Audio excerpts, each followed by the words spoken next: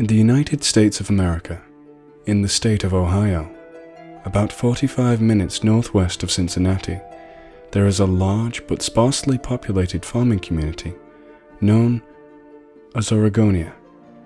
Some of you who have interest in motorcycles may have heard of it before, for the community is famous for their hills and holds the annual Devil's Staircase hill climb, where motorcyclists ride their bikes up very steep hill. It's a lot more fun than it sounds and brings a lot of money and excitement to what is normally a very boring area. Oregonia is actually a pretty interesting place for being so small and secluded. The guy who invented pop tabs, the thing on top of soda cans that opened them up, he lived there. He was an industrialist by the name of Ralph J. Stoll. There was a few interesting experiments held at the farm. It was one of the first to try and breed beefalo, cattle, buffalo, hybrids that was supposed to be healthier, reproduce faster, stuff like that. This story is about a similar experiment. If any of you pass through Oregonia, you can confirm the story with the locals, but you'll have to press them somewhat. The old folks won't talk about it, but people between 15 and 30 have a story or two. Ask them about the unmarked, unnamed, gated-off road above Turtle Creek Cemetery. Ask them about the facility at the end of the road and what it used to be used for. Ask them about Baboon Lane. Mostly you'll hear the official story. The facility at the end of Baboon Lane was a research lab that specialized in studying the effects of various diseases on baboons, who were closely related to humans, and so the research was viable. Another story says that Stoll had to do something with his money, so he bought a bunch of animals, but couldn't properly take care of them, and just locked them in there. The younger kids will tell you different local legends. My favorite is that it's a storage facility for some kind of government black ops organization, storing something like the Ark of the Covenant, or something similar. The occasional ghost haunting story is to be expected, so are aliens and such.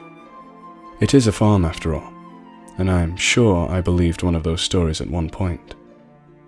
But on a rare occasion, someone will know, and will be willing to part with the truth. And when they do, you'll understand why it's so rare. My story starts as many of my childhood stories start. My cousins were over at my grandparents' home. At the time, Oregonia had little to no internet or cable. We actually had to play outside back then. There were 6 of us: my cousin Matt, Shane, Ethan, Tori, and Monique and me. And I was the youngest, only 8 when this happened.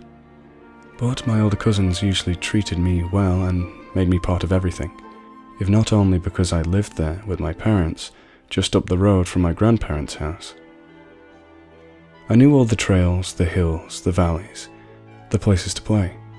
Without me, they would get lost, and they did pretty often if they didn't take me or got separated.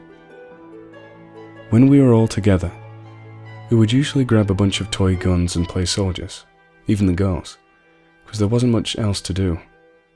Sometimes we'd grab sticks and fight, and sometimes we'd play tag or hide and seek in the woods. But I always won, so we didn't play that often. The story was soldiers. We were all dropped into Normandy to fight Nazis. D-Day was in the morning, just after breakfast. By the time noon rolled around, we were in Vietnam, and after dinner, when the sun was setting, we were out of wars to fight.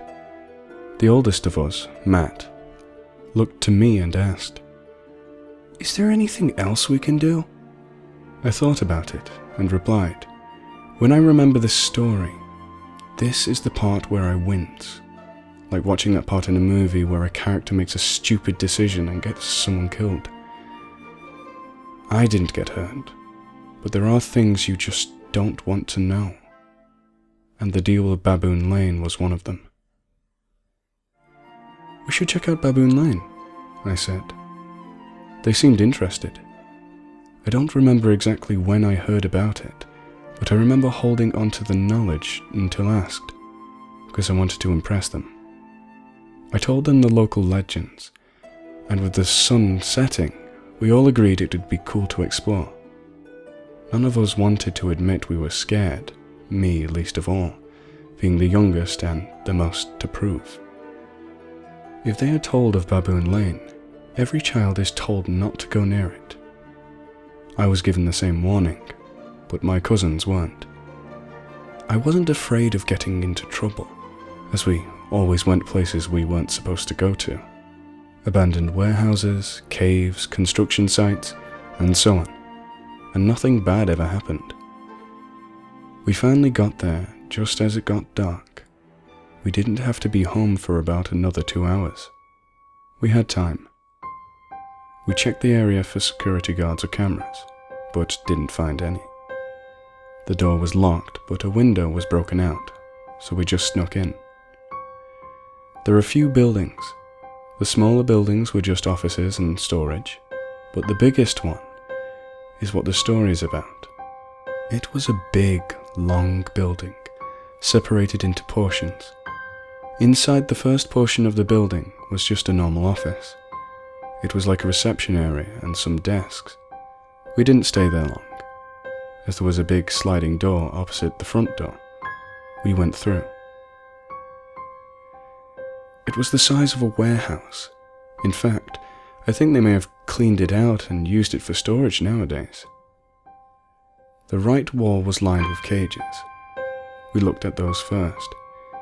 Each cage was about 5 feet tall, 2 wide, and maybe 2 deep. Matt tried to get in. He was 14 and too tall for it, having to bend his head slightly. There wasn't enough room for him to sit either. The left wall had a lot of equipment on it. Big machines that you see in old black and white pictures of military installations. Beakers, test tubes, big industrial sinks, and other lab equipment. There was a second floor. We poked around and didn't find anything. In the next section were offices, but more like work offices rather than some kind of reception.